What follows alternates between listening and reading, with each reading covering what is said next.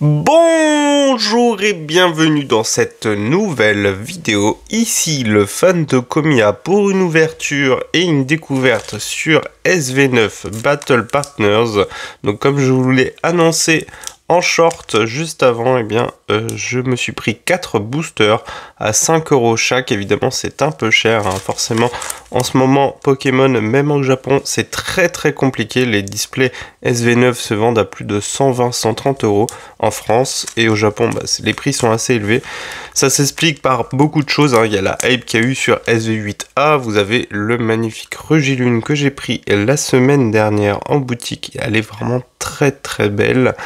Et en France, le contexte est très compliqué avec cette série qui déchaîne les foules et les passions.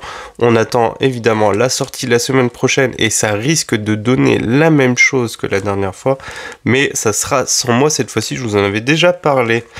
Avant de commencer, n'hésitez pas à vous abonner, à mettre un petit pouce sur cette vidéo et à me suivre aussi sur Instagram, puisque ça m'arrive de vous mettre en avant-première des petites rentrées dans la collection comme le Regilune dont j'ai déjà parlé sur Instagram.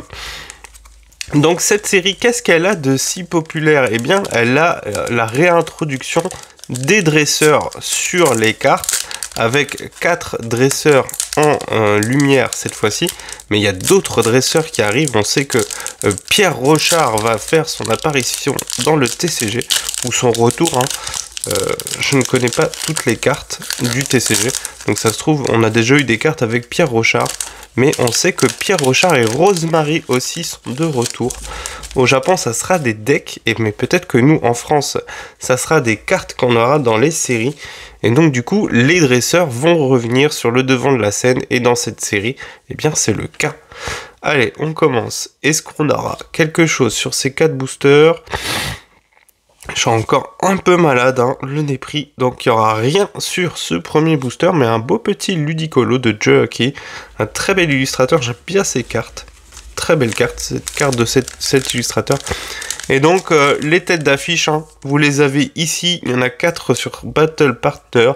Donc il y a évidemment Machine qui est très populaire au Japon, N, le dresseur de la 5G qui est très populaire. En français c'est Nabil, mais en anglais c'est Hop qui est un peu moins populaire, hein, c'est le cas de le dire, de la 8G, et Lily de la 7G qui est très populaire. La carte de Lily avec le Bellofé, c'est une des plus chères sur ce set. Donc on est revenu sur les séries classiques, c'est-à-dire que vous avez une secrète par display de 30 boosters, 3 AR, 6X et la possibilité, si je ne me trompe pas, d'avoir une carte en bonus. Alors, est-ce qu'on va avoir quelque chose? Donc, en ayant pris 4 boosters sur 30, évidemment, il y a une chance non négligeable de ne rien avoir, mais on aura quand même un petit Reshiram de N, une holo. Ça fait plaisir. Donc, sur 4 boosters, si on a une X, c'est déjà très bien. En général, je vous déconseille de prendre des boosters d'une display japonaise, puisqu'on peut avoir retiré les bons hits, mais quand vous avez confiance, ou si on vous dit que les hits ne sont pas encore tombés, ça peut être intéressant. Là c'était pour découvrir la série. De toute façon je ne vais pas acheter de display, c'est beaucoup trop cher, et ça ne baissera pas de toute façon, du moins pas dans les médias. Donc quelques boosters pour découvrir la série et essayer d'avoir quelques cartes sympas, pourquoi pas. Est-ce qu'on a quelque chose derrière? Non, ce sera une peu commune. Donc sur les boosters japonais, il n'y a que 5 cartes, donc vous pouvez avoir soit une X, soit une AR, soit une rare, donc une holo, soit une peu commune comme on vient d'avoir, soit une SAR, soit une secret. Et dans chaque display, vous n'avez qu'une seule secret, 3 AR et 6X, je me répète, mais comme ça au moins vous comprenez bien quels sont les enjeux.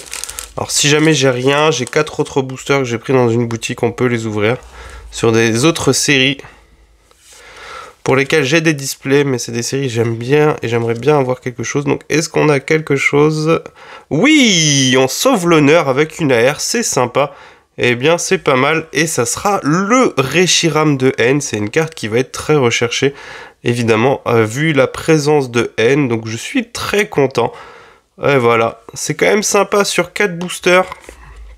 Sur 4 boosters, il y a quand même pas beaucoup de chances que je tombe une carte rare, mais j'ai quand même réussi. Et malheureusement, évidemment, la carte du set que je veux absolument, je ne l'ai pas eu. Ça, j'ai l'habitude maintenant à force. Puisque le Sonistrel sur cette série a été dessiné par Komiya pour la commune. Et la AR a été dessinée par Soso. Donc c'est 2 cartes du set que je vais chercher. Mais pas de panique, c'est pas des cartes qui seront très chères. Actuellement, l'AR, si je veux la prendre, elle est à 5 € hors frais de port. Donc elle est pas très chère pour une carte qui est sortie il y a une semaine.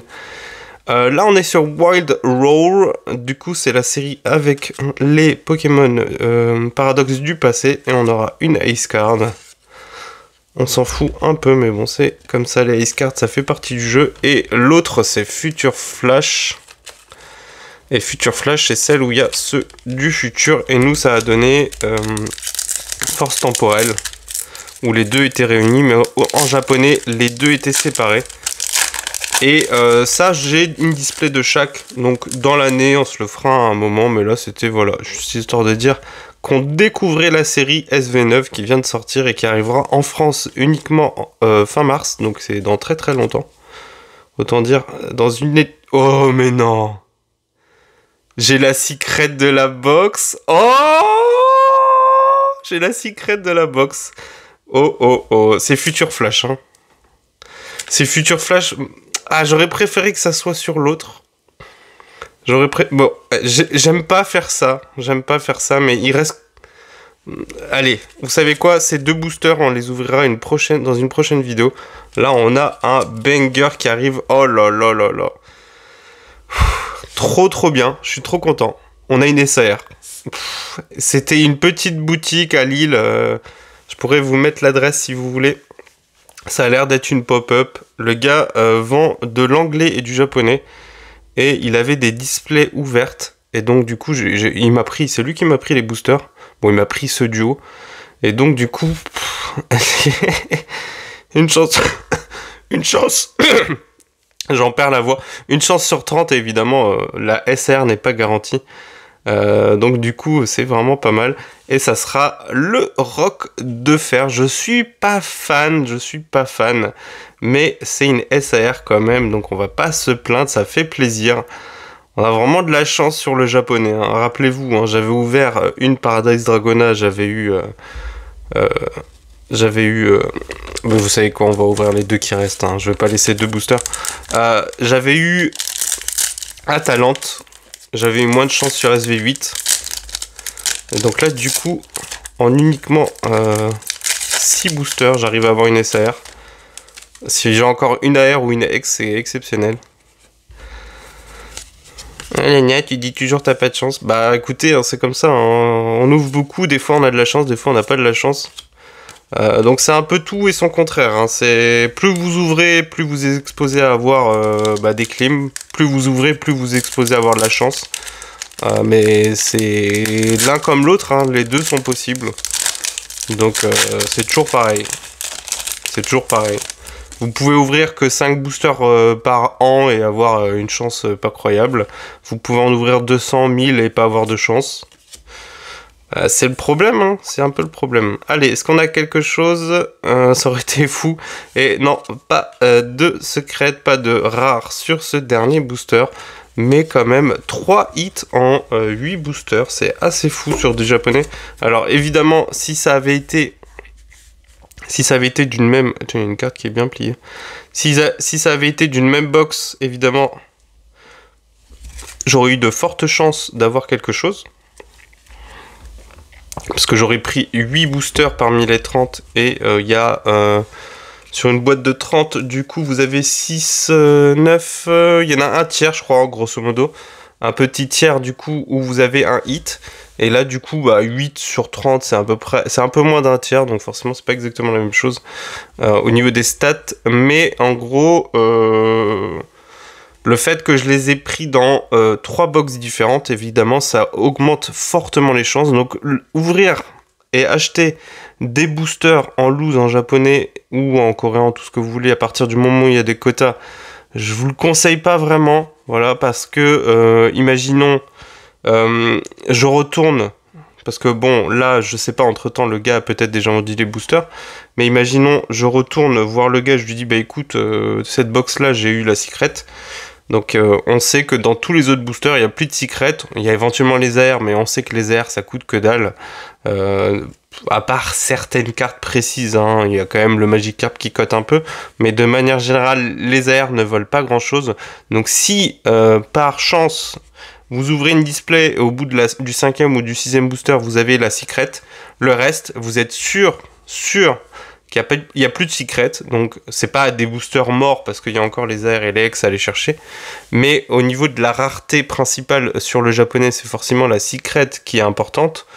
Il suffit d'aller voir les prix des cartes et vous verrez que sur toutes les séries, c'est quasiment toujours une secret qui est la carte la plus rare de la série. Donc forcément, vous enlevez cette carte-là, le reste de la boîte est quasiment morte. Donc il y a moyen de tricher à fond dessus. Mais si vous tombez sur des gens honnêtes qui soit ne le savent pas, soit ne savent pas ou alors sont très honnêtes et ne trichent pas, ne retirent pas des boosters ou n'ont pas topé la secret et laissent le reste des boosters, bah du coup vous avez des chances. Donc là vous voyez, je viens de vous le montrer, j'ai eu une AR et une SAR sur des boosters pris dans des boîtes. Sans que je sache, hein, parce que du moins chez Fujistore, ils savaient pas s'il y avait la secret qui était tombée.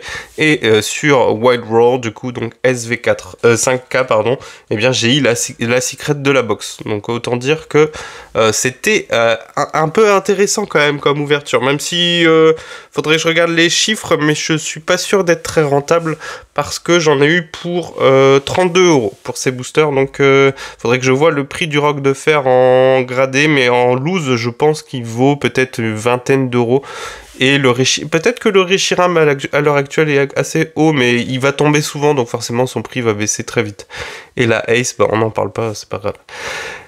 Allez, bon, bah c'était quand même très sympa cette petite ouverture. Je pense que ça sera probablement l'ouverture du mois, hein. Je vous l'ai dit, cette année de toute façon je vais ouvrir très peu. Donc ne soyez pas surpris si cette ouverture de booster japonais est l'ouverture du mois. On verra en fonction de mes envies, mais en tout cas pour l'instant je n'ai pas l'intention d'ouvrir beaucoup. Et par contre, on se retrouve cette semaine pour actualiser le prix des ETB EV en français. Et eh bien, je vous mettrai le fichier comme la dernière fois, je vous le partagerai en lien dans la description de la vidéo. Puis on regardera ensemble dans la vidéo qu'est-ce qui a monté, qu'est-ce qui n'a pas monté. Et on intégrera évidemment le TB de toutes les polémiques et de toutes les discussions. Le TB d'évolution prismatique. Allez, bonne fin de journée ou bonne matinée, ça dépend quand est-ce que vous regardez cette vidéo. Merci d'avoir suivi jusqu'au bout et on se dit à bientôt. Allez, ciao!